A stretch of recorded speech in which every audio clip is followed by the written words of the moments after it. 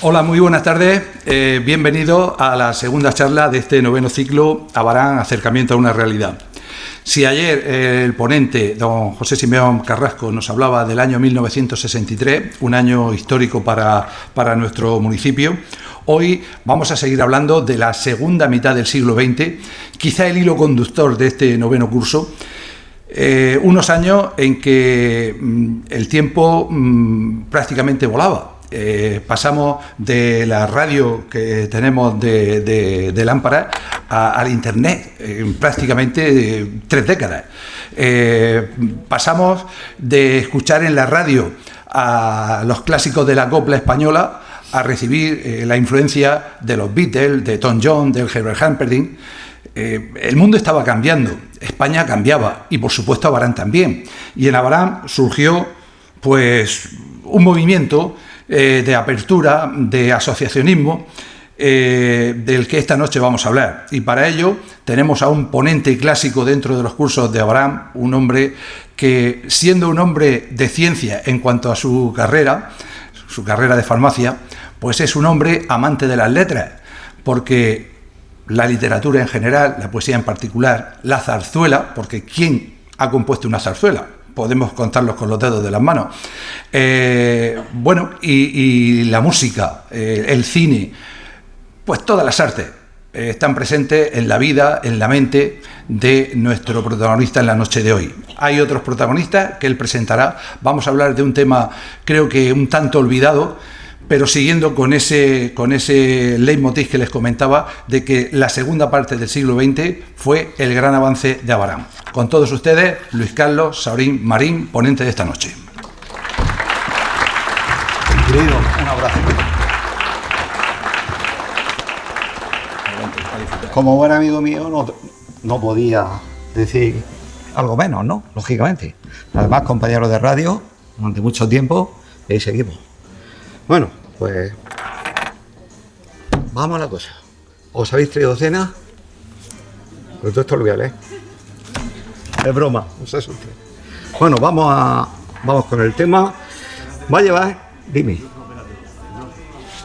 Que me lo acerque más, así.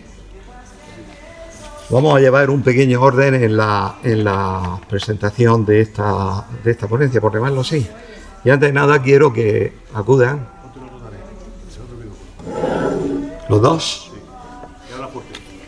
Quiero que estén conmigo aquí, a mi lado, pues unos componentes de aquel viejo y nunca olvidado Club Juvenil Mixto, a los que voy a llamar para que se sienten aquí, a mi vera, como diría la Lola Flores.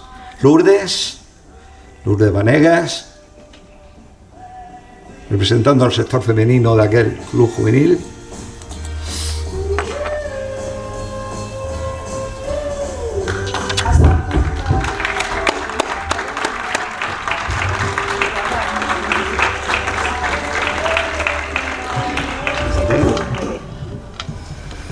A continuación, con nosotros José Gómez López, Jogolo.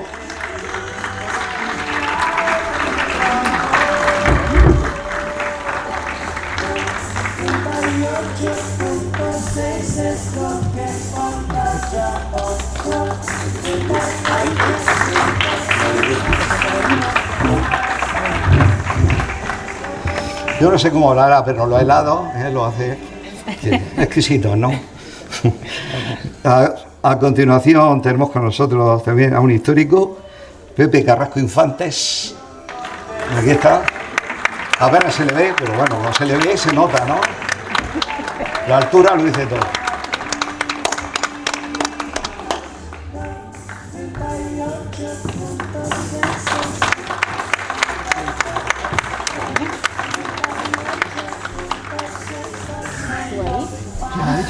Y ya nos queda una figura cumbre del Club Juvenil Mixto, CJM.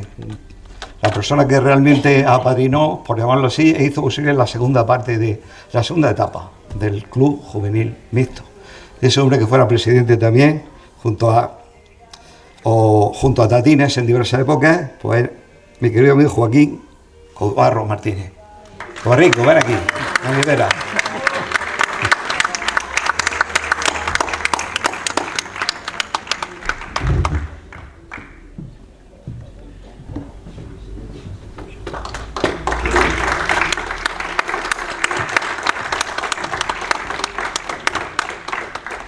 algunos decían, y aquí, Pepe, te puedes pasar si quieres al lado. Y en vez de estar esquinado ahí, pues está junto a... Y está así la cosa como más céntrica. Vale. Llevo bien con él. Se dice que desde la distancia se ven las cosas mejor. Yo tengo experiencia de eso. En mi época de farmacéutico, pues a veces trabajé y me pedían algo y yo no lo veía y lo tenía de tres, justamente de tres. Pero los que estaban más alejados, los que iban a por ese medicamento o por ese fármaco, lo veían mejor. Dice, si lo tiene usted de tres. Y efectivamente. Digo eso porque en la presentación que he hecho, la he hecho como en tercera persona. La he hecho en tercera persona, no como elevándome, sino como viendo un poco como un personaje más que abuelo de pájaro, pues echara una mirada sobre aquellos tiempos, aquellos años que tanto nos... Parece que no, pero nos han marcado, ¿eh? Y entonces esa tercera persona me sirve a mí un poco para... A ver si quieres ahí. Vamos a romper. Da igual, no importa. Ese tercer tiempo, como he dicho, ese tiempo en tercera persona nos va a servir un poco como para acercarnos más a ese tiempo, ¿verdad? Bueno, estamos en el año 1972, sonaba 98,6 puntos de Los Ángeles en aquellos años. Año 1972. El país seguía aún inmerso en la oscuridad larga de una autarquía decadente. En los pueblos el control social era asfixiante, sutil en algunos casos, es cierto, descarado en otros. Aquí estamos mitad y mitad. Las actividades culturales y sociales estaban vigiladas, estrechamente filtradas con el visto bueno o no de la autoridad local, el alcalde, que a la vez era el jefe local del movimiento. Y algunos sectores prominentes adjuntos al mismo, al régimen. En ese clima un tanto turbio, en un pueblo al noroeste de Murcia, Abraham, un grupo de chicas y chicos de entre 17 que tú tenías, y 19 años, casi sin darse cuenta, hizo algo revolucionario. Digo que esto no lo digo, es la tercera persona. Recuperar un club juvenil mixto que en años recientes había ofrecido un pequeño oasis de convivencia, cultura y libertad. Digo años anteriores al 72. No era una actuación política. Ninguno de ellos militaba, ni militábamos en la clandestinidad, ni hablaban de ideología. En realidad apenas sabían nada de política. Venían de clases trabajadoras, sencillas y humildes, pero sí tenían claro que podían aspirar a algo más, a otra cosa. Un lugar donde verse sin que los vigilaran, donde bailar sin miedo, sin ser advertidos o corregidos. Un lugar donde respirar. Ese club lo reconstruyeron con sus manos, su imaginación y su instinto de comunidad. Era poco, pero para ellos más que suficiente. Lo convirtieron en un punto de encuentro, donde cabía casi todo, bailes, cada vez menos, charlas, alguna lectura compartida, debates tímidos y mucha gente y muchas ganas de compartir. Muchas ganas de compartir. Espontaneidad y creatividad. Sobre esos ejes principales comenzó a deslizarse la rueda giratoria de su quehacer, hasta llegar a conocer e intimar con el teatro. Se tomaban tan en serio esta actividad que los días que emitían en televisión El Espacio, Estudio 1, se suspendían los ensayos para que cada uno en su casa pudiera ver y pudiera vibrar con la obra en rigor que se presentaba entonces, con el aplauso de todos los que nos gustaba el teatro, con el fin de acumular, entre comillas, sabiduría de los profesionales, incluso en nosotros. La ilusión mueve montañas. Pero el eco llegó rápido. El simple hecho de reunir jóvenes de ambos sexos, ellos y ella, en un mismo espacio sin supervisión directa, ya generaba incomodidad. Algunos vecinos murmuraban, otros alertaban. Y desde la autoridad no tardó en llegar el anuncio: los bailes quedaban prohibidos. La razón nunca fue del todo clara. Se dijo que eso no era apropiado, que no se podían mezclar los sexos de esa manera.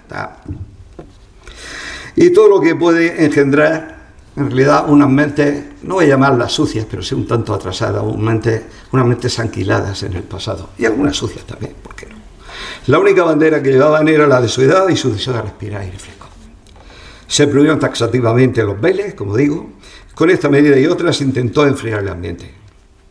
Pero falló. Algo ya había cambiado.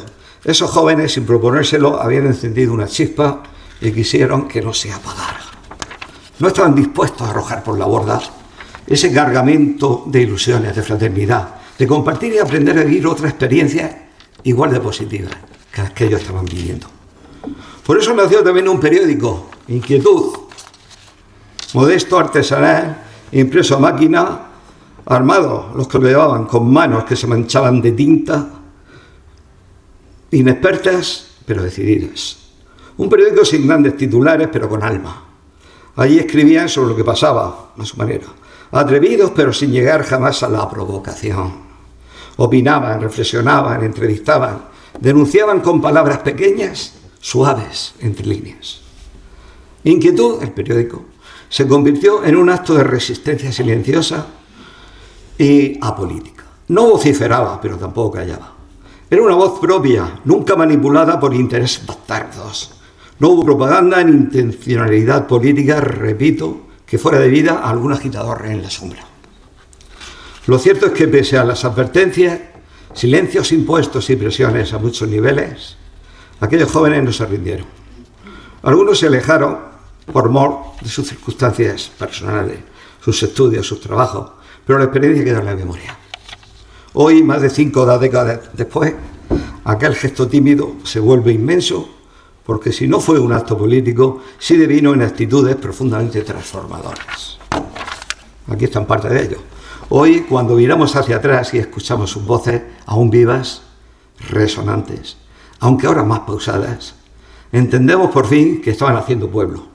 Estaban soñando sin saberlo con otra forma de estar juntos, y aunque les amenazaran y coaccionaran de 1000 modos posibles, burlando como podían censura e imposiciones, lo hicieron igual. Aunque les cerraran puertas, dejaron abiertas las ventanas de la memoria. Y por eso estamos aquí, para recordarlo, para aprender de ello y para seguir absorbiendo ese aire nuevo que quisieron traer a su pequeño mundo, desde un rincón olvidado en un país que también empezaba a despertar. Ahora nos toca ir desgranando un poquito con estos y otros acontecimientos. Vamos a hablar del Club Juvenil Mixto y nos vamos a referir a la primera etapa.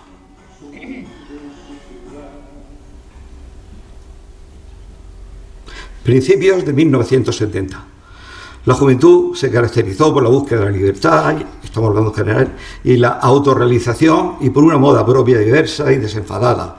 Los jóvenes llevaban pantalones campana, pelo largo, nos expresábamos a través de la música, y en sus actos se reflejaba una ideología basada en la libertad, independientemente de la educación, la posición social o los ingresos, entre otros factores. Fueron años precedidos de una eclosión musical, con la aparición de un sinfín de grupos y cantautores de los diversos estilos, desde el pop, rock, retros y la fusión de pop, folk, y el movimiento hippie con su genuino mensaje social, desde aquella revolución de 1968. La diversidad tuvo gran importancia, ya que era más el número de personas que se empezaban a rebelar, por llamarlo así. Tenían la mentalidad más abierta y rechazaban a las autoridades, porque los adolescentes, a pesar de todo, eran muy controlados en sus casas, sobre todo las chicas. Ojo, porque podían, ¿no? Ya sabemos lo que podía pasar allí, aumentar la familia, ¿sí? De una manera un tanto intempestiva. En la calle se producían manifestaciones de obreros y estudiantes que hacían presagiar el cambio político y social que estaba por venir en años posteriores. En nuestro pueblo, aunque no era ajeno a los cambios que se venían produciendo, todo llegaba un poquito después. En el cine las películas se estrenaban casi un año después de haber sido exhibidas en las salas de cine de las principales capitales, que como en términos taurinos eran catalogadas, estoy hablando de esas capitales, las películas de primera, de segunda y de tercera categoría. Y no éramos ajenos a las circunstancias que se vivían, con un hermetismo político y social que empezaba a tener fisuras. ¿Cómo se funda el Club Juvenil Mixto? Fundación.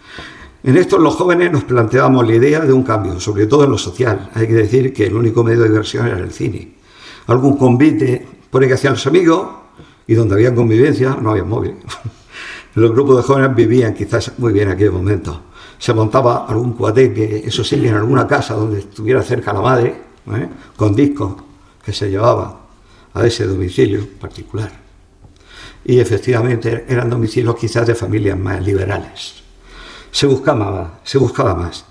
y una salida que diera luz a la oscuridad cultural y falta de actividad de un pueblo que vivía del trabajo agrícola, empresas de madera y servicios, y los que tenemos la fortuna de estudiar para poder conseguir un futuro laboral prometedor. De aquí, pues, que un grupo de jóvenes comenzaron a buscar respuestas a las preguntas que se hacían, y dieron un paso adelante y se intentó la forma de crear una asociación juvenil dentro de las pocas opciones que habían para elegir. Se pensó en primer lugar, me lo comentan los creadores o los fundadores de la primera etapa, haber hecho un cineclub que para poner las películas y así meter un poquito quizás de caña, ¿no? Surge la idea como tal, pero todo era problema. Entonces pues había que hacer una serie de trámites y para ello no había tiempo. Había tiempo para hacer las cosas, pero le faltaba tiempo para empezar a hacerlas. Quería empezar. Y así, como tampoco se tenía la certeza de que pudiera ser aprobada, se optó por una asociación juvenil libre, un club libre e independiente, y esto no era posible ya que el sistema represivo no lo permitió. Eso sí, teníamos dos opciones. Hacerlo como acción católica, que implicaba el control y nombramiento de la directiva por el obispado y bajo las directrices del mismo, o como pertenencia al Frente de Juventudes, con la condición del nombramiento del vicepresidente sobre la figura del delegado local de juventud del movimiento, y previa aprobación con juramento de lealtad y fidelidad al cumplimiento de los principios fundamentales. Esta opción es cierto que daba la posibilidad de conseguir ayuda o subvención determinada para su funcionamiento. Con fecha 22 de marzo de 1970, se reúnen en los locales de Falange bajo la presidencia del delegado local del Frente de Juventud, a la sazón don Fernando Gómez Fernández de la Mulata, con miembros del futuro club y otros asistentes para proceder a su fundación. Se produce un intenso y acalorado debate para elegir la opción preferente, como acción católica o como Frente de Juventudes. Se dieron algunas circunstancias curiosas, como algunas personas me comentan a mí que algunas personas que venían de familias, por llamarlo así, de familias tradicionales, optaban y incluso gritaban con un clamor allí tremendo porque se hiciera la acción, no la acción católica, no la acción de Frente de Juventudes, sino la acción católica, separarse un poco del régimen. No terminó a cuajar porque se llegó a votar. Antes de eso no se consiguió llegar a ningún acuerdo, como digo. Y en esto toma la palabra con el alboroto consiguiente una persona que estaba ahí muy moderada, callada, que era nuestro amigo Fernando de la Mulata, y dice, pero ¿qué pasa aquí? Hay que ponerse de acuerdo. Bueno, pues ya, llega allí uno de los personajes que voy a decir su nombre porque aparece en un artículo que escribió en el programa de festejo. Antonio Saurín Cano se levanta, que era partidario de la opción del Frente de Juventudes, porque había más ayuda para aquella gente. Y dice, pero bueno, es que aquí lo que interesa es esto, porque aquí no hay nadie más contrario al régimen que yo. Decir eso ya se probó aquí, ya se provocó allí la marimorena. Enrareció aquello.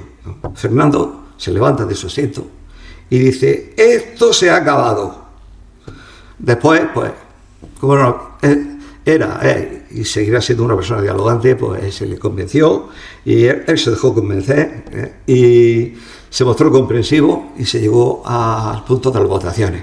Bueno, y entonces la opción fue la del Frente de Juventudes. La solución estaba servida y el debate zanjado. Siguió la asamblea y se acordó legalizar el club a través, como digo, del Frente de Juventudes.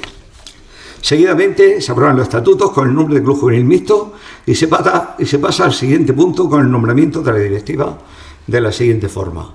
Presidente Antonio Joaquín Martínez Molina, Tatines. Vicepresidente Fernando Gómez Fernández, de la Mulata. Director técnico Antonio Saurín Cano. Tesorero Isabel María, en este caso tesorera, Isabel María Fernández Gómez. Secretario Arsenio Fernández Pérez. Y un número igual de 3 vocales masculinos y femeninos. El club había sido fundado y empezaba su andadura. La primera actividad es un baile en el almacén de los champañes, ahora piso de Muerte, en la Era, propiedad luego de la familia Muerte Juliá, que una vez en su poder lo cede gratuitamente el día 29 de marzo de 1970 con la actuación de los Jaguars de Cieza, cobrando el conjunto 3.220 pesetas. Esta actividad pudo ser llevada a cabo, repito, gracias a las facilidades dadas por don Antonio Morte Juliá durante los 6 primeros meses que duró su mandato como alcalde, durante el movimiento, estuvo 6 meses de alcalde, pues él ya facilitó eso, ¿no? Dio todos los vistos buenos y anteriormente incluso había cedido gratuitamente el almacén para su celebración, mostrándose un talante muy liberal que se había visto por otros ediles en etapas anteriores. Nos consta que tanto él como Fernando de la Mulata, el delegado de Juventudes, se mostraron desde siempre abiertos, conciliadores, con el incipiente club, posibilitando a la mayor medida posible que se realizaran las actividades. En el mismo local, los días 12 y 19 de abril de ese año, estamos hablando de 1970, 2 bailes, con la actuación de los Celestes, cediendo la recaudación como donativo a la sección delegada del Instituto de Enseñanza que a la sazón se estaba construyendo en nuestra localidad. Se realizan excursiones al pantano del Cenajo, al Museo de la Huerta en Alcantarilla, dentro del mes de abril de ese mismo año. Se proclaman y se realizan un ciclo de charlas, conferencias, con un gran número de asistentes a la misma. Se atiende la petición del párroco don Juan Sáez Hurtado, del que anoche nos traía nuestro amigo la figura de don Juan Sáez Hurtado, nos traía a colación y nos mostraba esa foto de aquel gran hombre, de aquel buen hombre, persona incansable y de una bondad infinita. ¿Para qué? Para conseguir donativos con el fin de sufragar en parte la construcción de la iglesia de la Garita, San Juan Bautista, y se proclaman una serie de actividades para ayudar al párroco. En reunión celebrada el 22 de noviembre se urge a acelerar los trámites para el alquiler de un local idóneo que sirva de sede al club. Se encuentra un local que se alquila como sede en la calle Federico Sarres 44 y que reúne las condiciones para tal fin. Lo hemos visto al pasado un momento, ¿recordáis? Comienzan los trabajos preparativos de acondicionamiento del mismo, donde los socios en turnos de tarde y noche trabajan en labores de albañilería, pintura y carpintería, destacando la realización de murales pictóricos debidos al pintor local Jesús Martínez Ramón, que adornan y embellecen la estancia del local. La adecuación del local costó entonces 10.400 pesetas, según consta en los libros. Se forma un grupo de teatro leído que lleva a cabo la obra La barca sin pescador, de Alejandro Casona y El médico a palos de Molière, bajo la dirección del propio Antonio Saurín Cano. El 25 de diciembre de 1970 es inaugurado al fin el local, que iba a ser en lo sucesivo la sede del mismo. La regencia del bar es adjudicada a los señores Emilio Urú, Primitivo Tornero y Alfredo Carrasco, con el único compromiso de que tenían que llevar allí 3 mesas y 3 sillas y limpiar el local, por supuesto, cosa que hacían las mujeres de estos arrendatarios. Se acuerda la formación de un consejo para padres. En marzo de 1971 se convoca un curso de fotografía adjudicado el premio a don José María Martínez Romero por un importe de 300 pesetas.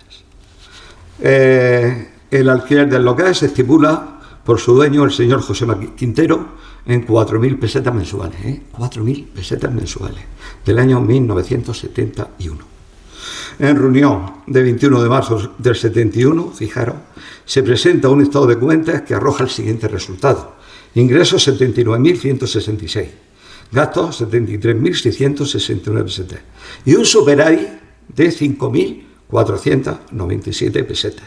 Se tenía como mínimo para pagar un mes de local y un sobrado dinero. Es decir, el club funcionaba. La gente colabora, participa y estimula. Y la mayor parte de la juventud, pues ahí se mete, ahí se siente integrado de aquella juventud en las actividades que se van sucediendo. El baile, sobre todo, ¿no? El sueño de sus fundadores se estaba cumpliendo. Cito en especial la labor de Antonio Joaquín Martínez Molina, Tatine, y Antonio Saurín Cano, personas de un gran talante, curtidos en la Universidad de la Vida, creativos a la par de soñadores, evidenciando en ello la capacidad de dirección y acierto demostrado en las actividades que el club venía realizando. En este año hay que destacar la gesta del entonces tesorero, José Antonio Turpí Richard. A través de gestiones realizadas por él mismo se entera de que daban unas subvenciones y se presenta ante la Delegación Provincial de Juventudes y este chico consigue para el club una subvención de 20.000 pesetas, que sirve para paliar el elevado coste del alquiler del local. El señor Quintero, 4.000 pesetas de cine mensuales. hay que resaltar desde ya mismo que esta fue la única ayuda que en toda su vida pudo lograr, pudo conseguir o recibió el club en toda su existencia, digo. Los bailes se celebraban en los locales del club el domingo por la tarde, evitando no interferir, eso sí, en los pases de las películas de estreno de las 8. La de las 5, pues sí, hacíamos baile, o hacían baile, pero a las 8 ya estaba quieto alojado para que la gente pudiera ir al cine. Fue un acuerdo al que se llegó. Y hasta que esto se originó, pues iba la cosa bien. No obstante, se produce la protesta de la comunidad de vecinos de la calle Federico Sarvés 44, de ese edificio, alegando las molestias producidas por los ruidos que esas actividades del club venían causando en sus hogares. También es cierto que, tanto en esa ocasión como en otras, había jóvenes, no, chicos, niños de la chiquillería que aprovechaban que aquello estaba abierto y subían por escaleras hacia arriba y empezaban a tocar los timbres de los vecinos y provocar el alboroto consiguiente, ¿no? Cuando llegaban las fiestas, se alquilaba el almacén de los Navarros en la calle Colón, pero estos bailes no siempre daban el fruto deseado y en algunos la recaudación no llegaba para pagar el conjunto. En una situación, por ejemplo, con un conjunto local, la recaudación no llegaba a las 4.000 pesetas y el acuerdo que se había llegado con ellos era darle 5.000. Se le dio lo que se había conseguido, esas 4.000 pesetas, con el consiguiente revuelo, enfado de músicos y representantes de ellos, que amenazaron con no actuar más para este club. Este hecho pronto se olvidó y en la próxima llamada por parte de los directivos para el próximo baile solicitaron su actuación, estaban disponibles y gustosos. En julio, vamos evolucionando, en julio del 71 se presenta el estado de cuentas dando la siguiente cantidad de ingresos: 40.883, gastos 38.566 pesetas y aún sigue habiendo un superávit de 2.317 pesetas. Las cuentas del club, sí, podemos decir que eran saneadas. Se colaboraba, por tanto, en obras sociales y en otras actividades donde se les pedía su participación. El club seguía brillando como faro deslumbrante para la juventud aranela. En diciembre de ese año 1971, atención a esto, se celebra el primer aniversario de la fundación del club, con una serie de actos, festivales, musicales, charlas coloquios, concursos de belenes, diversas actuaciones de la Tuna y grupo de teatro guiñol de la OGE. La asistencia y participación de la juventud fue enorme, masiva, disfrutando de una diversión sana y alegre. Citar también las celebraciones en la feria septembrina del Festival de Conjuntos Musicales del Valle, con un primer premio para un conjunto de la Algueña de Alicante y segundo premio al conjunto local Constelación 5. El 23 de enero de 1972, en el Teatro Cervantes, sesión de Cineforum, dirigida y moderada por Antonio Saurín Cano, de nuevo, y la proyección de la película de François Truffaut, El pequeño salvaje. El día 2 de marzo se presenta el nuevo estado de cuentas: 22.768 pesetas de ingresos, 17.035 de gastos. Superávit, aún más que antes, 5.733 pesetas. A partir de este momento comienza un declive tras el cierre del local definitivo propiciado por esas protestas que antes hablábamos de los vecinos, que se quejaban de que aquello no había quien viviera allí con el ruido. Aunque ya sabéis, la hora como mucho se acababa a las 8, era de 5 a 8. Pero sobre todo era por esos niños que subían y que abordaban las escaleras, que tocaban los timbres y demás. La falta de ingresos económicos hace que el club atraviese la etapa más negra desde su fundación. Con fecha 2 de agosto de 1972 se celebra junta ordinaria de socios y ante la carencia total de actividades se procede a nombramiento y renovación de directiva, quedando de forma siguiente: presidente, aquí lo tengo, Joaquín Cobarro Martínez, fue así, ¿verdad? Bien. Vicepresidente Joaquín Fernández Martínez, Geto. Tesorero Miguel que llevaba el bazar Ceuta, ¿puede ser? Era el yerno del capitán de la Cruz Roja. Sí, del practicante, Miguel. Y como director técnico, Fabián Gómez Molina. Secretario, José Balanzo Engea, y un número de 3 vocales. Bueno, y ahí termina la cosa. Lo cierto y verdad es que ahí se paraliza un poco, no había fondos, no había local, no había nada. Y es cuando comienza después ya la segunda etapa a la que nos vamos a referir ahora.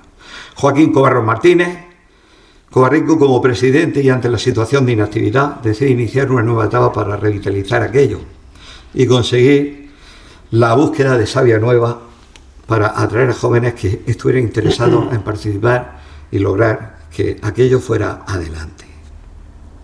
Es aquí que pronto él mismo, desde su actividad y desde sus limitaciones, va captando nuevas promesas que, junto a muchos de los que ya había quedado de la etapa anterior, pues dan lugar a que se componga un grupo que hace renacer con más fuerza la ilusión de seguir la tarea ya encomendada tiempo atrás. A no tener local social, ¿qué pasa? Que las reuniones para enfocar esta nueva etapa se vienen realizando en algún que otro domicilio particular y sobre todo en juntas que hacíamos bajo el cielo estrellado de la ermita y del atrio, donde se va dando forma al futuro plan de actividades por venir.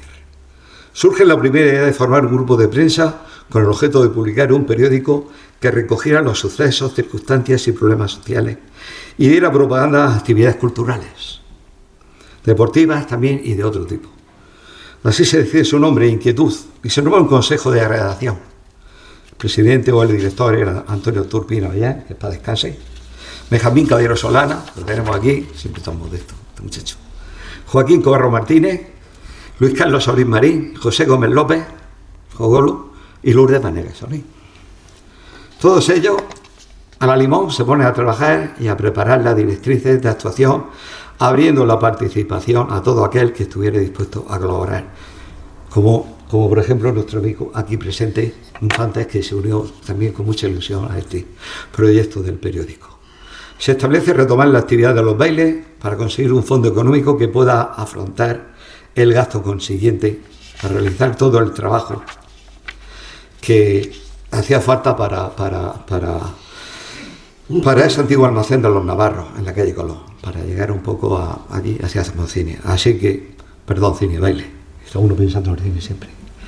Para esto había que pasar por la autorización municipal, que remitiría informe al gobierno civil, que debía de aprobar cada baile solicitado, cumpliendo las medidas de seguridad y demás normativas exigidas a tal fin.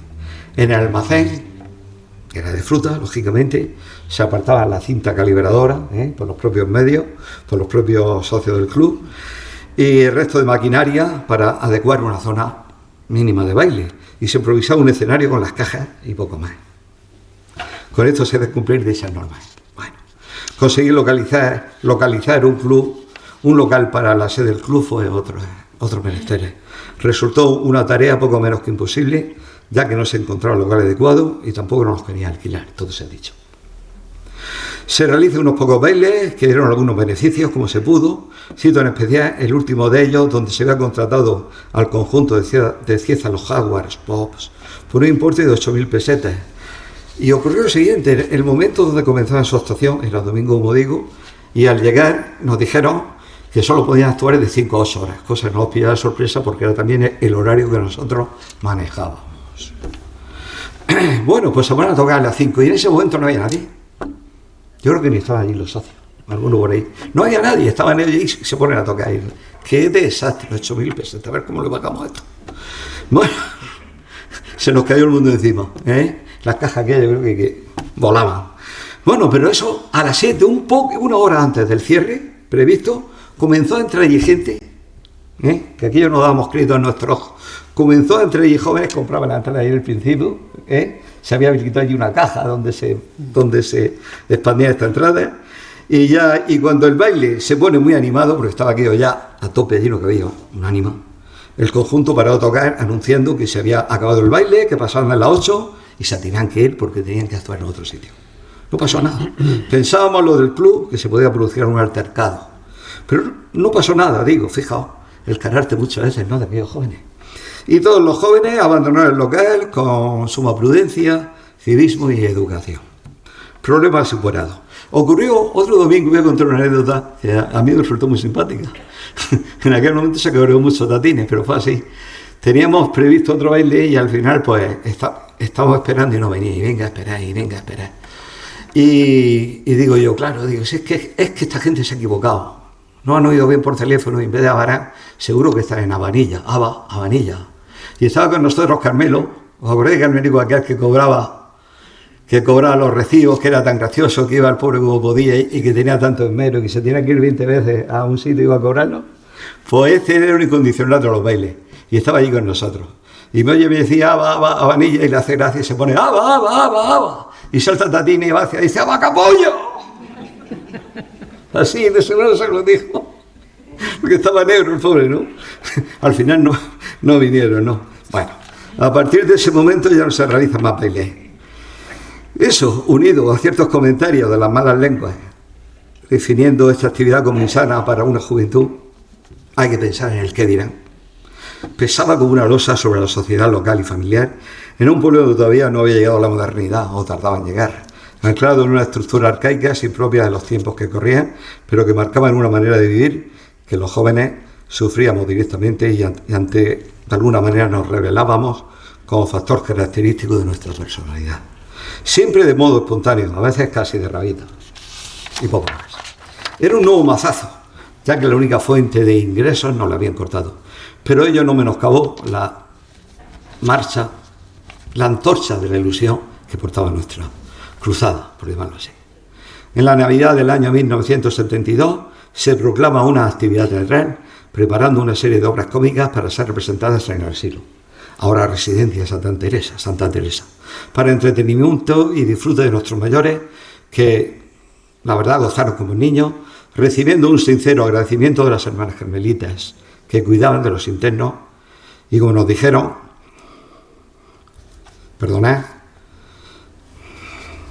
en fin, en aquellos momentos nos dijeron que casi nadie se acordaba de ellos y que mayormente se encontraban solos y no recibían visitas.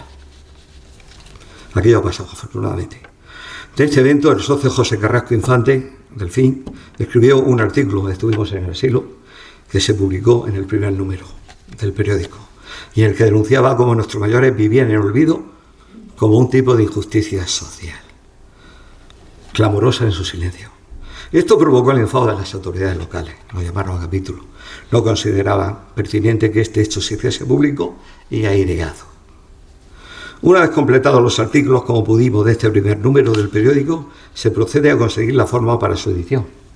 No podíamos pagar los costes de la imprenta ni de una multicopista, así que se busca otra forma más asumible, y en esto aparece la opción de utilizar una multicopista antigua que había en el local de la OGE. Muy arcaica, quizás la primera que se inventó, que no llegó ahora, y que había que llenar a tinta, ¿os acordáis? Y de forma manual ir imprimiendo página a página, que obligaba a realizar un ímprobo esfuerzo que finalmente era llevado a cabo, sobre todo por el vicepresidente Joaquín Geto, que creo que no está aquí con nosotros hoy. Se acababa de tinta hasta los ojos. Se llenaba de tinta hasta los ojos, nos comenta aquí mi amigo Pepe. Que para interpretarlo de protección iba muchas veces con su traje, a él le gustaba presumir su trajecillo y de ver. Os imagináis cómo acaba ese traje, ¿no? Aquello era un canto a la tinta enorme, ¿no? Se disgustaba mucho por haber estropeado su vestimenta, pero ahí estaba dispuesto para el próximo número y para hacer todo lo que hubiera que hacer. Bueno, este número finalmente es acabado, se reparte por lugares estratégicos de la población para su mayor difusión. El siguiente número 2 del periódico se realiza de la misma manera, pero con la iglesia hemos torpado, y no con la iglesia en esta ocasión, pero es censurado y previamente los artículos que se componían piden ser revisados por el alcalde en persona, a la sazón don José Joaquín García Hielo, que aunque no pone reparos, se ocurre lo siguiente, que al poco de irnos de su casa, pues se nos presenta el delegado de Juventudes y nos dice que no, que de la OGE no se iba a hacer más el periódico y que por parte de ellos se suspendía la actividad, la edición de dicho periódico. Nos dejaban vía libre, por si por otra manera, pero bueno, tampoco es que nos diera mucha oportunidad al respecto. Nos dijeron taxativamente el delegado, después de decirnos al alcalde que no iba a haber problema, pero el delegado de la Juventud pues nos comunica que no iba a haber periódico. En esos momentos, como no teníamos local de reunión, surge, como agua de mayo, la figura providencial de don José Vivancos Gallego, don Pepito. Lo conocéis todos, ¿verdad? Cura. ¿Os recordáis de don Pepito, el cura? Que sabedor de nuestras dificultades nos hace por conocernos, nos reúne, nos habla y nos ofrece un local parroquial desde los que podríamos tener reuniones.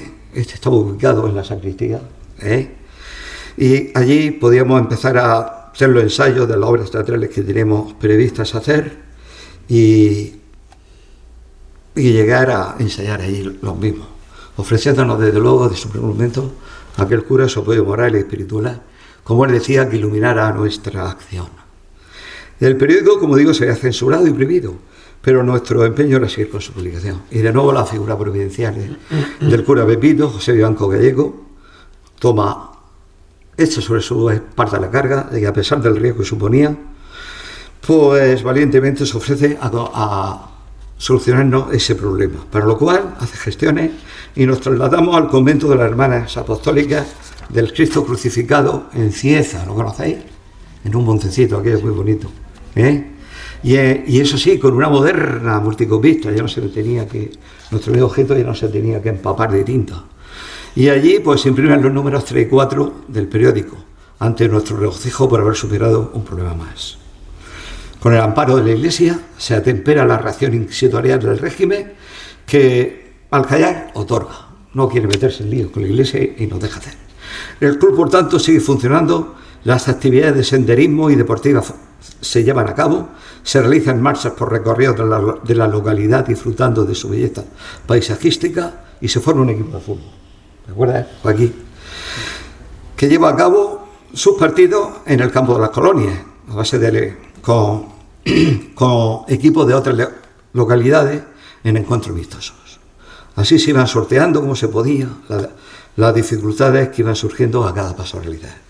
Se anuncia excursión a los Zorros del Río Mundo para disfrutar de un día de expansión y convivencia, siendo aquella una jornada de horas irrepetibles. Ese verano, pues mi padre nos ofrece su casa allí que tenía en Cieza, en su finca de Cieza, sin luz, sin agua, pero bueno, el hombre es cierto que nos lleva mucha agua allí en su coche, con las garrafas, ¿no? Y nos vamos una semana, unos cuantos del club, ¿cuántos éramos? 7, 8, 7, 8, 10, no sé. Nos pasamos allí una semana de convivencia en Cieza, una especie de campamento que nosotros arreglamos a nuestra manera y que el cura Pepe iba a visitarnos los fines de semana, ¿os acordáis? Aquellas se les quedábamos con él. Y también iba a Tatines. ¿Y qué le pasa a Tatines? Era objeto de siempre de nuestra broma. Se presenta, Tatines, cuando estaba trabajando en la comunidad de Riego, en la oficina, pues no podía ir, pero se presenta allí un sábado, allí organizando, mandando, como era costumbre, y ya llega la noche, nos echamos todos cansados de las actividades que habíamos tenido, y al mismo tirarse por Tatines en su colchón, se levanta como loco allí, no tenemos luz, y se pone a declamar, ¡luz! Digo, Tatines, no hay luz, pues vela, que me voy. ¿Qué pasa? Digo yo, cartera y manta, el resto no puede ser. Que le había rellenado por debajo del colchón, le había llenado aquello de piedra. Al tirarse de golpe, pues imaginaos, el pobre. Conforme estaba y la que. Y aquello es lo que le faltaba. Al final se fue, claro. Nuestra mayor dificultad, siguiendo con la historia del club, consistía en atraer la atención femenina que resistía a su participación. El celo y control paterno se interponía continuamente, ¿verdad, Lourdes? Y en el número 4 del periódico Inquietud, por desgracia el último número, la socia Lourdes Vanegas Saurín, aquí a mi izquierda, en su artículo Letárrago femenino, con sublime maestría narrativa, denuncia este hecho con valentía, en un pueblo sumergido en tiempos pasados e impropio de la situación actual. El club contaba con un número de 48 socias inscritos, y ante la precaria situación económica, cada vez más difícil de sortear, se aprueba poner una cuota de pago de 15 pesetas mensuales. Os voy a decir que esta medida se la llevó el agua porque no pagó nadie ninguna peseta. No pagó nadie ninguna mensualidad, ¿te acuerdas? Ni los socios. Bueno, ni los más llegados. Nadie pagó la cuota establecida. Ahí no tenía nadie nada. Con fecha 4 de marzo del 73, en junta ordinaria se procede a nombrar como presidente, deja su puesto amablemente nuestro querido Comarrico y deja la presidencia a cargo de Antonio Joaquín Martínez Molina, Tatines, siempre allí, que vuelve en sustitución de nuestro Joaquín. De vicepresidente sigue Joaquín Fernández Martínez, Geto, de tesorero Antonio Turpín Avellán, ha fallecido, como dijimos antes, desde aquí nuestro recuerdo, y director técnico, el que les habla, Luis Carlos. Y como vocales femeninas aparece Úrsula Compach, tu esposa, Maritrini Tornero Fernández y nuestra Lourdes Vanegas Saurín. Se acuerda formar una comisión para visitar la delegación provincial del Frente de Juventudes, integrada por Antonio Turpín Avellán, José Gómez López y Benjamín Caballero, que de manera inmediata viajan a Murcia y a temprana hora está en los locales de la delegación solicitando entrevistas con el delegado, el señor Blas Adanes. Después de una espera toda la mañana, varias horas allí, al final aparece el citado señor y accede a recibir nuestra comisión. Se les ponen las dificultades económicas que atraviesa el club y se solicita pues una subvención para poder seguir realizándole. El delegado nos pide que se remita una memoria de actividades cada 3 meses y con estas de vuelta al pueblo. Ni qué decir tiene que nunca llegó la ayuda prometida. Estamos esperando, ¿no? La seguimos esperando, ¿no? Este hombre me cita a mí y voy allí a ver qué este señor y me da las quejas por una poesía que había aparecido en uno de esos periódicos. Aquello no era poesía, era muy corta, os la voy a recitar. Y bueno, y que aquello levantó el escándalo y la murmuración de toda aquella, de todo el personal, de la falange y todo el movimiento, de todo aquello. Se llamaba el título de aquella poesía Sórdida Calleja, no sé si me acordé, pero más o menos decía así. Decía así: sórdida calleja, solitaria, oscura, miserable y vieja. Sórdida calleja, miserable, impura. Un farol manchado se inclina abrumado sobre el empedrado. Vacilante pasa, bebida y temblona, rumbo hacia su casa la joven buscona. Sería por eso. Olor a perfume detrás de sí deja, en quietud se sume la triste calleja, solitaria, oscura, miserable, vieja. Sórdida calleja. Pues aquello sería por lo de Albuscona o fuera porque me llegó a mí decir el buen señor que si yo es que veía así la situación de España, así, digo, yo no he viajado por España, yo estoy aquí en La Habana, yo qué sé. Digo, yo creo que no, yo que estoy hablando de una calleja que en algún pueblo puede haber, ¿no? Y que yo que sé, o que algún borracho llegue y se ponga allí en la calleja, se ampare ahí el hombre, o que alguna mujer de mal vivir pase por ahí la pobre rumbo hasta su casa, o que algún gato allí se orine allí en la mía farlona, se escandalizó mucho. La llevó a, bueno, yo creo que aquello, pues, si no fue subversivo, poco faltó. Esto unido, como repito, al artículo aquí del amigo Pepe Infante y de otros artículos que habían llamado la atención, y de algunos dibujos de nuestro querido amigo Benjamín, dibujante siempre del periódico, aparte de escribir artículos, pues se originó la rabieta de este señor y bueno, y no nos llevó ninguna subvención, así que no tenemos subvención para nada. No quiero pensar que alguna mano negra del municipio también actuara, pero bueno. Tiempo pasado, no me molino. Mención especial al grupo de teatro que modestamente dirigí yo y que estuvo abierto a la participación de todos los socios, simpatizantes y quien deseara expresar sus pálpitos, decíamos así, o aficiones escénicas. Y así se comienza con los preparativos y ensayo de la obra Farsa y Justicia del Corregidor, chispeante y breve obra de Alejandro Quesona, que se estrena en el local, y de ahí su denominación, lo de farsa, porque era muy breve la farsita.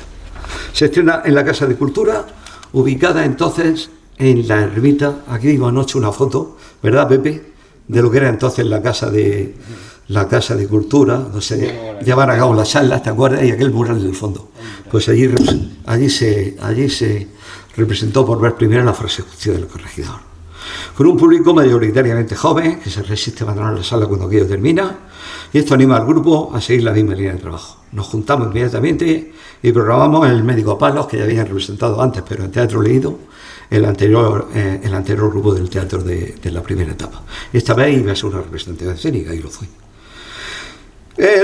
Cogimos un motivo que fue, en ese año se conmemoraba el 300, creo recordar, aniversario del nacimiento del autor francés, Molière, Jean-Baptiste Baudelaire, y eso representa un reto para el grupo, que iniciamos los ensayos hasta que fructifica el mismo un día 28 de marzo de 1973, en el que anunciamos su puesta en escena en el desaparecido Teatro Guerrero Mendoza. Se procede a acondicionar el teatro, que llevaba tiempo sin limpiar, y digo, pues esto hay que limpiarlo. El escenario tenía innumerables deficiencias. Pues claro, allí como se utilizaba, apenas se utilizaba para representar algunas zarzuelas y muy pocas, y sobre todo como allí se ponía la pantalla para cine. Bueno, pues aquello estaba muy sucio cuando, en aquel momento digo, en el que se lleva a cabo la representación. Es aquí, por tanto, que un grupo de socios, llegado el día del estreno, pues nos podemos hacer de todo. Desde taquilleros, porteros, tramoyas, apuntador, traspunte y demás. Todas esas actividades son realizadas por el conjunto del grupo. y se pone y nos podemos limpiar a su puesta, lo que provoca una serie de anécdotas que con vuestra vuestro respeto y vuestro silencio supongo cómplice voy a pasar a relatar. Había que improvisar un decorado para la obra y nos encontramos un telón que estaba allí colgado como otro, y nos venía al pelo para solucionar el problema. Nadie sabía de quién era ese telón, que no iba a ser como escenario. Estaba allí y ya, así que llega Gines, el recordado Gines, que era el portero del teatro, y se involucra desde el primer momento y dice: yo creo que para la obra que voy a representar este telón es el adecuado. Lo miramos y dice: joder, si es que es el adecuado, este telón no viene a pelo, no nada. Después había que ubicar al apuntador en su concha, y teníamos que acceder a un pequeño foso que había allí oscuro, aquello parecía de la Casa de los Horrores, que del escenario se hacía complicado llegar a él. Se buscó una entrada al sótano para acceder directa y cómodamente a dicha ubicación de apuntador. Se descubre que había una trampilla que accedía al sótano debajo del escenario, que estaba oscuro.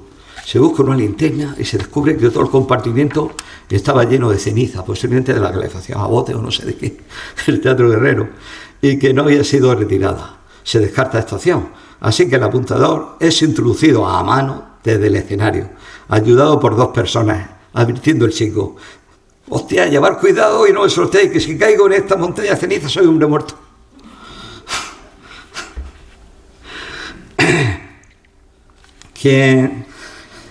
Otra anécdota que recuerda mi primera intervención como presentador, fijaos, sigo contando con vuestro beneplácito, ¿verdad? Bueno, pues yo tenía que actuar, yo era mi primera salida de escena, con una saquita cortica que yo llevaba, y yo tenía que llegar a presentar la obra, como director de escena de la obra, y yo no me atrevía a salir, yo estaba allí en las cortinas, allí, dando vueltas, no encontraba el papel que tenía que leer, todo nervioso, hasta que ya que llega, como no, el señor Tatine y me empuja, pero así, ¡pa, tira! Y me sitúa en medio del escenario. El empujón que me pegó me situó en medio. Y ya no tuve más remedio que hacer ahí mi bautismo de fuego como presentador. El vestuario de aquella obra se lo procura cada actor de la mejor forma, lo más imaginativa posible. De las trajes de huertana murcianas de las actrices, de las tres actrices que salían, al traje que nos presenta, por ejemplo, el lechugo, con un delantal familiar de carnicero que se pone, o el traje que se pone de su abuelo Antonio Sánchez Candel.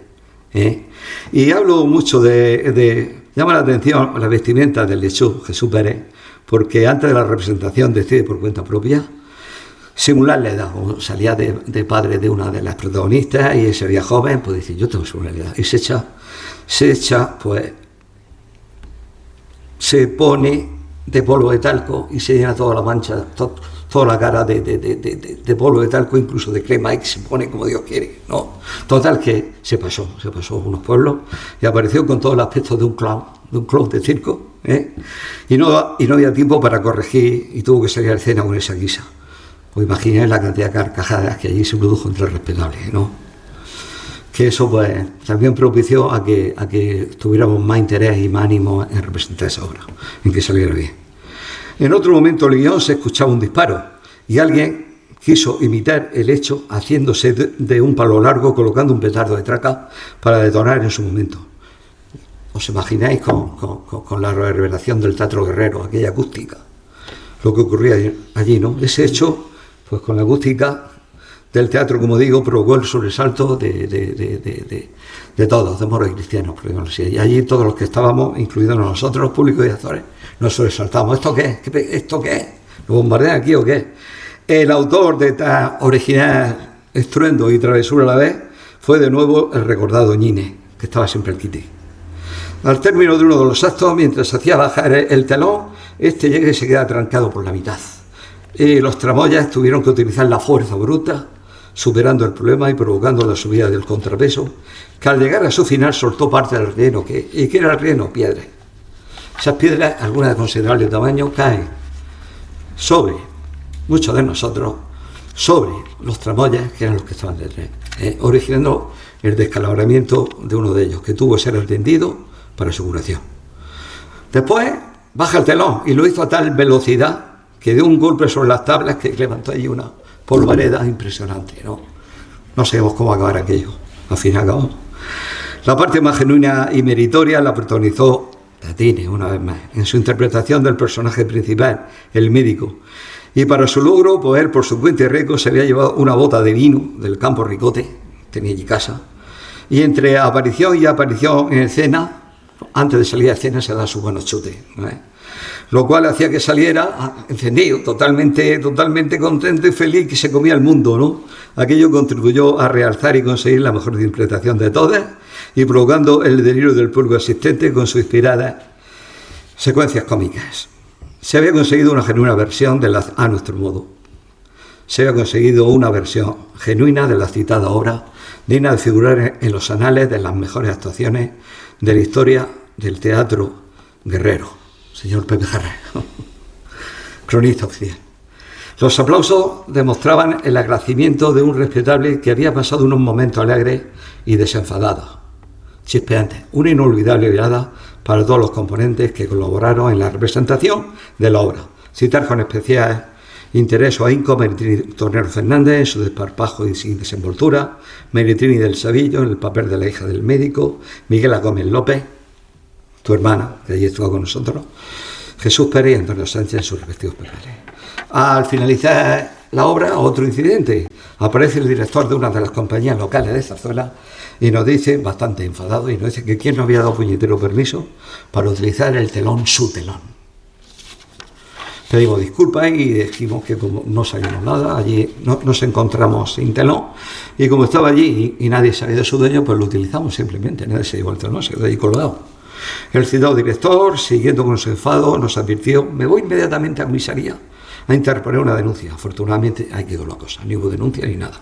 Mucho ruido y cero nueces. La obra se volvió a representar a la petición del público la semana siguiente con la representación, además, añadida de la falsa justicia del corregidor, como fin de fiesta. Ahora ya cambiando de escenario, ni qué decir tiene, en el Carrero, que se volvió a vivir otro singular, agradable y memorable momento.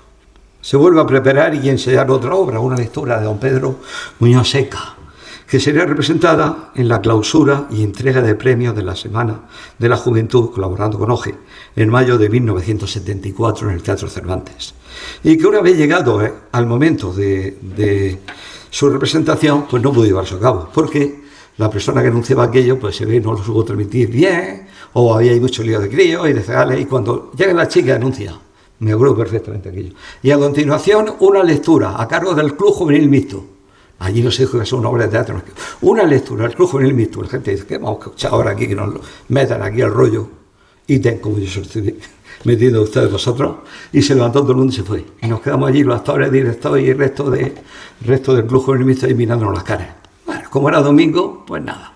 Los pesares fueron pocos. Nos fuimos a nuestra casa y a comer las pelotas y el cocido de los domingos.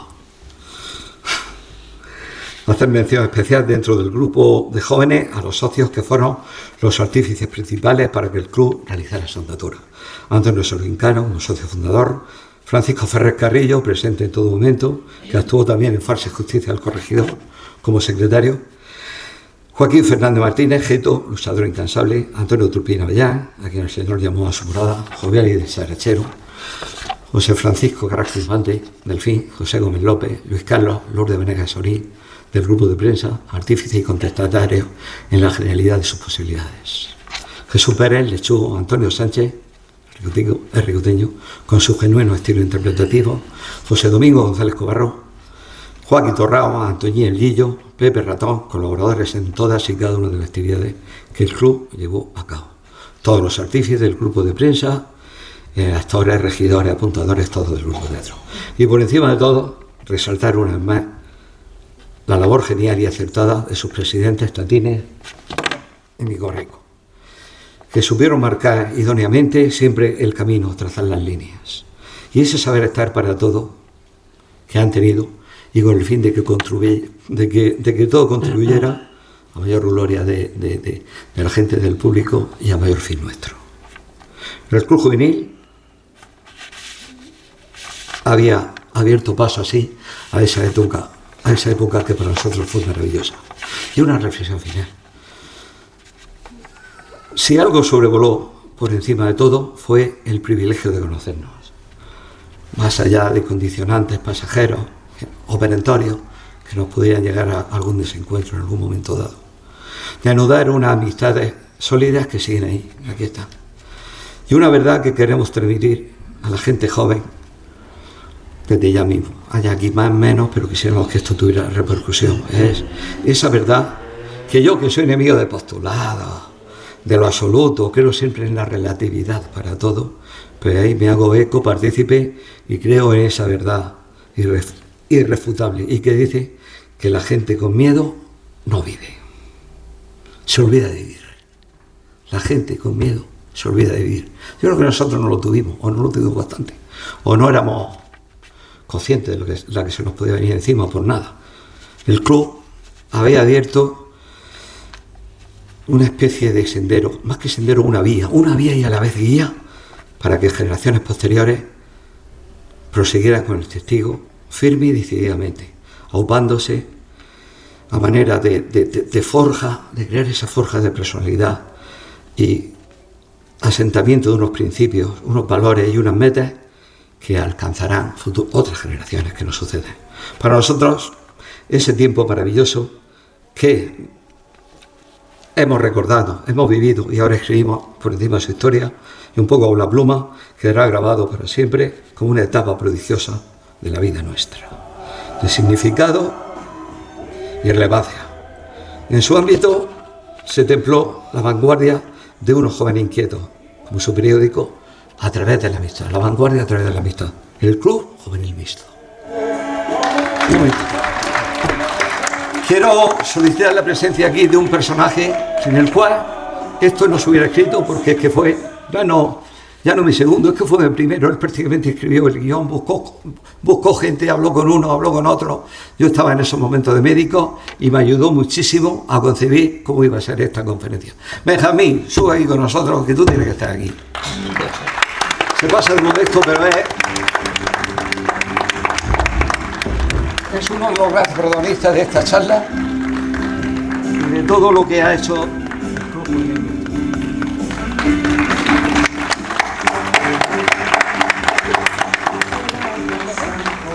Lástima que no haya estado Tatines, estaba enfermo y no podía acudir, pero bueno, está aquí. Y bueno, ya hemos terminado, el reloj se ha acabado, que hacéis sentados. ¿Qué os ha parecido?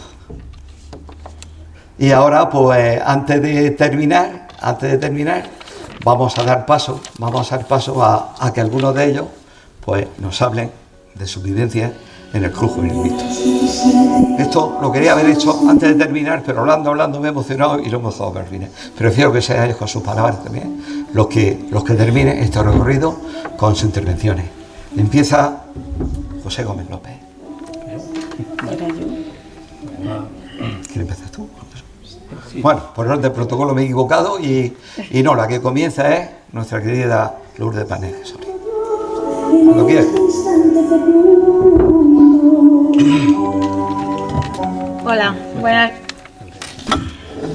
Hola, buenas tardes. Ya lo ha dicho todo él, así que nos vamos a repetir mucho. Sí. Volver a los 17 después de vivir un siglo. La canción que ha sonado es la que me vino a la memoria al recibir el mensaje de Benjamín solicitando mi colaboración para un acto sobre el Club Juvenil Mixto de Abarán. Una amplia sonrisa iluminó mis ojos. Sorpresa, alegría, cuántos recuerdos. Fue en 1972 cuando yo, con mis jóvenes 17 años, me incorporé al Club Juvenil Mixto, que había iniciado su andadura en 1970. Y es que el tiempo ha pasado como un suspiro.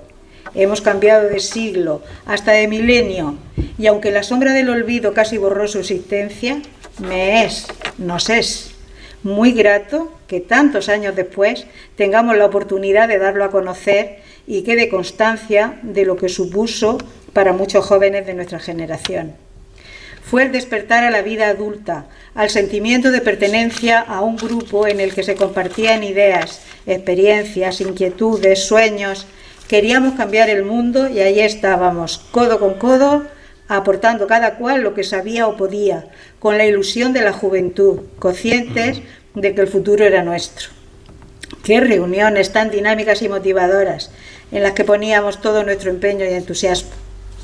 Allí aprendimos a debatir, a argumentar, a expresar nuestras opiniones, sentimientos, emociones, escuchando y respetando al otro, tomando conciencia de la importancia de tener un papel activo en la sociedad. Desarrollamos la empatía, la solidaridad, el compromiso, el espíritu crítico, valores que como objetivo último pretendíamos transmitir a los jóvenes del pueblo. De esas reuniones, reflejadas en el libro de actas, surgían variadas propuestas de actividades, aunque no todas pudieran llevarse a cabo por falta de medios, de infraestructuras, de recursos económicos, de tiempo. No obstante, se organizaban debates, concursos de poesía y otros, cineforum, obritas de teatro, excursiones, actividades deportivas, guateques los domingos. Pero lo que a mi entender tuvo especial relevancia fue el humilde lanzamiento de la revista Inquietud, título suficientemente elocuente, que supuso una vía de difusión y acercamiento a los demás, con artículos sobre diferentes temas de actualidad, entrevistas, poemas, pasatiempos.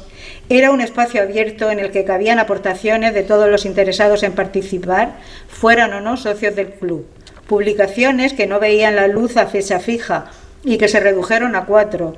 Son el testimonio escrito de una etapa entrañable, aunque corta, de nuestras vidas.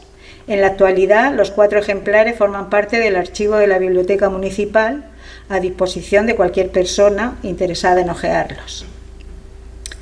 En el plano personal, lo más significativo para mí durante esta etapa, en la que me movía en un mundo exclusivamente femenino, fue descubrir que había nuevos horizontes que, compartidos también con chicos, podían ser muy interesantes y enriquecedores, y que lo realmente bonito y necesario era la convivencia sincera y respetuosa entre todos en los diferentes ámbitos de la vida.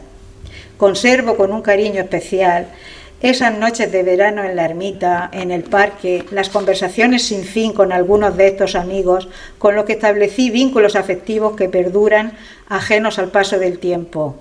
Y ese «te acompaño», ventajas de vivir en Aguayá, momentos sin reloj, y el río, mi río, siempre el río. Qué dulces recuerdos.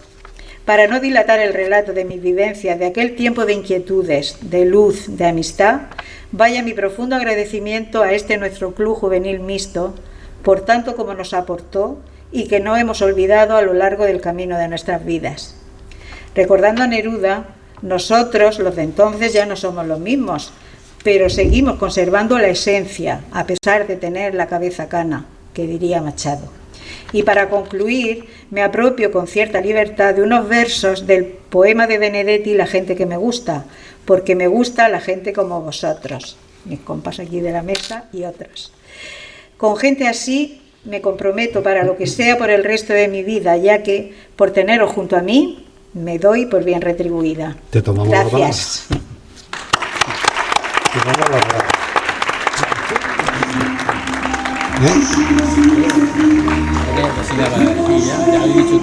Expresiva, bonita, poética y sobre todo sincera.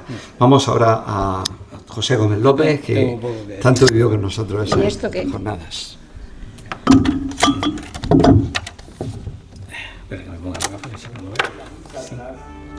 Se ve la senda que nunca se ha de volver a pisar.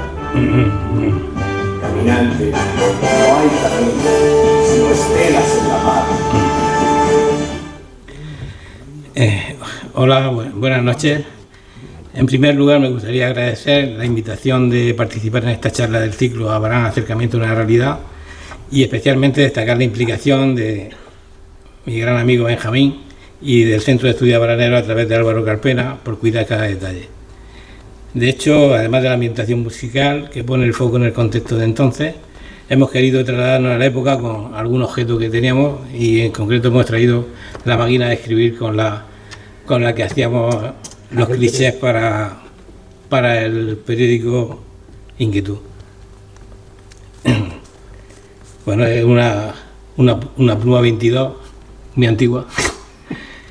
Y bueno, y hablar de estas vivencias desde esta nueva perspectiva que dan los años es un ejercicio para recuperar parte de nuestra propia historia.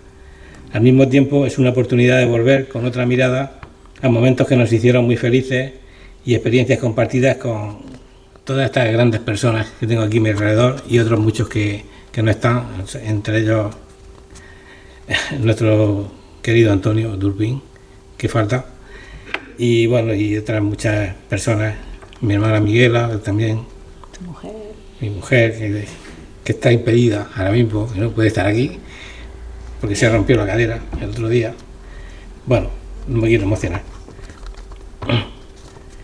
Y bueno, en este foro Luis Carlos ha hablado de la creación del Club Juvenil Mixto, de las actividades que realizamos, y quería comentar un poco cómo hacíamos el periódico.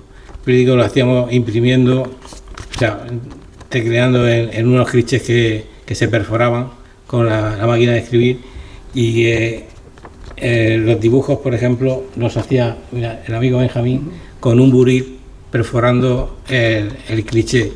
Era una labor, vamos, muy laboriosa, y luego pues, la impresión de ella, de estos periódicos, se hacía,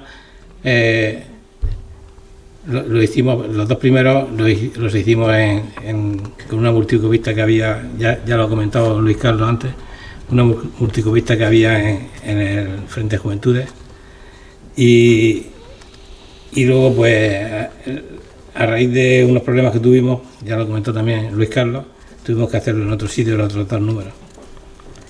Y bueno, pues aquello era una labor de enano, la verdad. Y en fin, también quiero comentar algunas anécdotas, como por ejemplo mis grandes peleas, y esto entre comillas, con el alcalde de entonces, don José Joaquín García Hielo, al que me tocaba a mí siempre bajar a pedirle permiso para todo lo que teníamos que hacer, sobre todo para la obra de teatro. Y recuerdo que conseguí la primera obra de teatro que representamos, que no se ha mencionado aquí, no sé por qué, pero era 4 farsas contemporáneas de Antonio Martínez Ballesteros, y esa era una representación en clave de humor que bueno, yo conseguí convencer a don José Joaquín de que íbamos a hablar de humor para hacer aquello, aunque las farsas esas son bastante críticas. Perdón un momento, creo recordar, ¿fue eso quizás lo que se puso en el asilo? Eso fue lo que se hizo en el teatro, lo que era la antigua biblioteca, en la sala de cultura. Eso se representó allí. Y bueno, pues y también pues para todas las actividades que hacíamos. Y finalmente pues quiero dar las gracias a todos, y espero que hayan disfrutado como nosotros de este buen momento que hemos tenido. Muchas gracias. Muchas gracias, Pepe, por tus palabras. Y deseamos aquí pronta recuperación a Úrsula, por nosotros, por ella misma. Y algo tú. Por ella misma y por el negocio. El reloj está aquí. Bueno, yo no he preparado nada y tampoco soy más indicado para hablar, porque yo en esa época vivía fuera, estaba estudiando en Sevilla y solo colaboraba un poquito en lo que podía, con las vacaciones o a veces por correo con Pepe López, que el pobre interpretaba mi letra, que no era sencilla, para artículos, y las evidencias que tengo pues es que por lo menos contribuimos, creo, en esa época a sembrar un poquito y a crear inquietud, en que la gente tuviera un poquito más de espíritu crítico, y creo que algo hicimos y para algo sirvió. Y desde luego algo que se ha dicho aquí también, se creó una buena amistad. Yo nunca he perdido la amistad con ellos, al contrario, con Benjamín, Pepe López, Luis Carlos, Joco Barrico, aunque nos metíamos mucho uno con el otro, pero siempre hemos mantenido la amistad. Y nada más.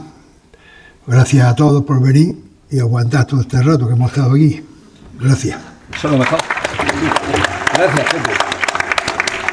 Y ahora, pues, nuestro hombre de referencia aquí, mi querido amigo y presidente, que fuera tantos años y tanto impulsó la vida del cine, del Club Juvenil Mixto, sobre todo en la segunda etapa, nuestro amigo Joaquín Cobarni, vale. Después de todo lo que ha dicho Carlos, ¿qué queréis que lo diga yo? ¿Ya lo ha contado todo? Yo nada más que puedo decir que la etapa del Club Juvenil en la que fui presidente fue una época maravillosa. En primer lugar porque conocí a toda esta gente extraordinaria y a muchos más que no están aquí hoy. Y en segundo lugar... A mí no me nombra, nada más que mires para allá.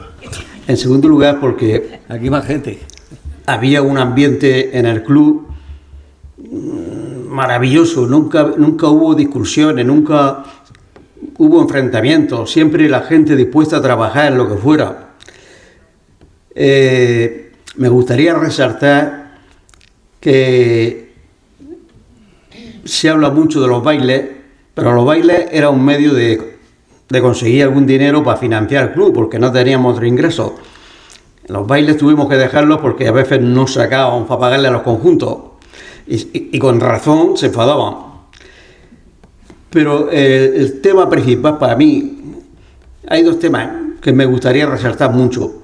Primero, que en los salones de la parroquia de San Pablo, los viernes en la noche celebramos asambleas de gente joven, donde se trataba en profundidad la problemática de la juventud, tanto de la clase trabajadora como la estudiante.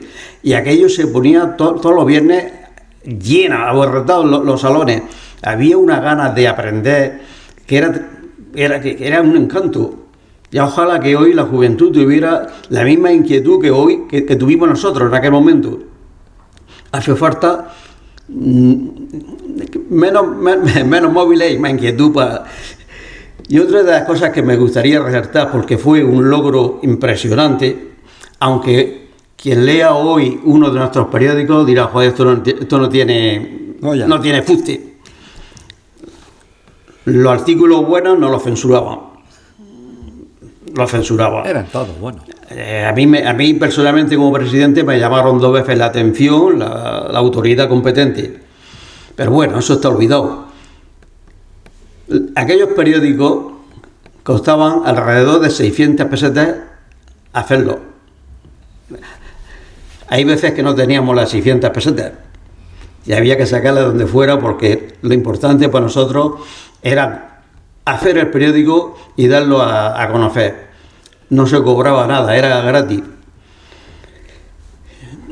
Pues todos esos periódicos, eso fue un encanto de la ilusión que había, la inquietud, que nunca mejor dicho, la inquietud que producía el juntarnos por las noches para ver qué artículo poníamos. En fin, no me quiero enrollar porque ya es tarde ya. Yo resaltaría esas dos cosas: la asamblea y el logro de conseguir el periódico. Y sobre todo, conocer a toda esta gente, y ya he dicho antes, ya los que no están aquí, porque teníamos equipos de fútbol, teníamos grupos de teatro, grupo que se dedicaba a preparar excursiones como el Río Mundo, que fue una maravilla. Una de las cosas que exigíamos a los socios es que cada socio estuviera incorporado a una actividad, con el fin de que siempre fue una época maravillosa que yo personalmente nunca olvidaré. Muchas gracias. Habla el corazón y habla la emoción.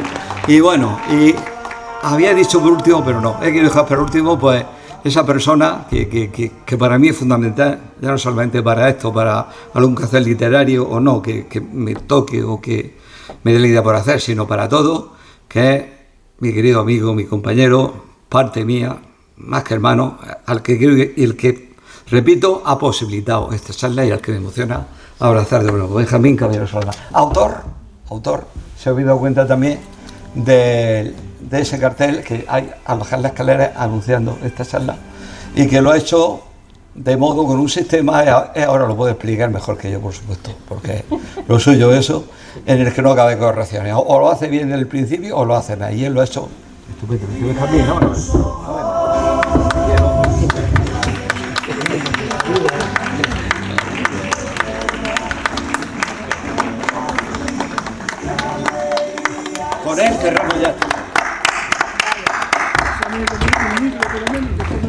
Los dos. No, yo creo que con uno tengo bastante. Hola, se oye bien, ¿verdad? Sí. En primer lugar, dar las gracias a todos los que había asistido. Hubiese querido que hubiese venido gente joven, por lo menos para transmitir pues, nuestros sentimientos, nuestras ideas, las vivencias que tuvimos en esos años 1970, 1974, que marcaron lo que fue el devenir de todas nuestras vidas. Por lo menos para mí, porque fue la forja del desarrollo de mi personalidad. Yo esa inquietud, esos valores se los he intentado transmitir a mi hijo mayor Benjamín, que afortunadamente creo que lo ha aceptado con sumo gusto. Y con esto y con lo que lo estoy diciendo, pues ya me encuentro satisfecho. He sido un poquito el colaborador en todas las actividades que hacíamos en el club, porque había que echar mano de todo. Y entonces también con mis ilustraciones, que es una afición que siempre he tenido desde niño, pues podía hacer siempre en cada sitio y momento pues algún dibujico que alegrara un poquito la vida, tanto en el desarrollo del periódico Inquietud, que fue un logro impresionante por la cantidad de problemas que tuvimos y por la censura que tuvimos que atravesar. Era una época muy difícil para todos, para nuestros padres y para nosotros, pero afortunadamente tuvimos una formación extraordinaria, tanto en nuestra casa como en los colegios, porque en aquellos tiempos la educación estaba basada en valores humanos, que ahora pues creo que se echa un poquito en falta, por lo menos entre los jóvenes, en lo que yo he observado. Yo he cumplido con mi parte y mi hijo por lo menos lo ha mamado, y creo que estoy orgulloso por ello y por todos los compañeros que me están aquí y los que no han podido venir. Muchas gracias por su asistencia. Gracias. Muchas gracias por vuestro paciente. Ahora la cena ya. Jesús, saca los bocadillos. Venga, vamos a vernos. Vamos a hacer una foto. Aquí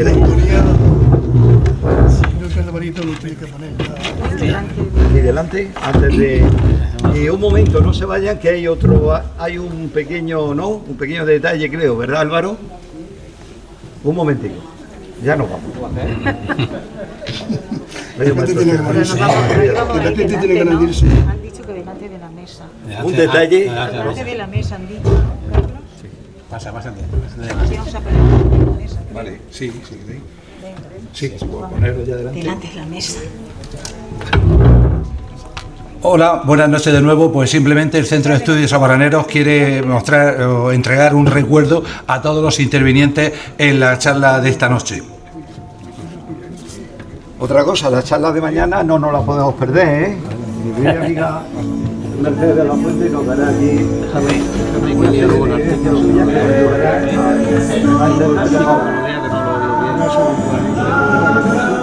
una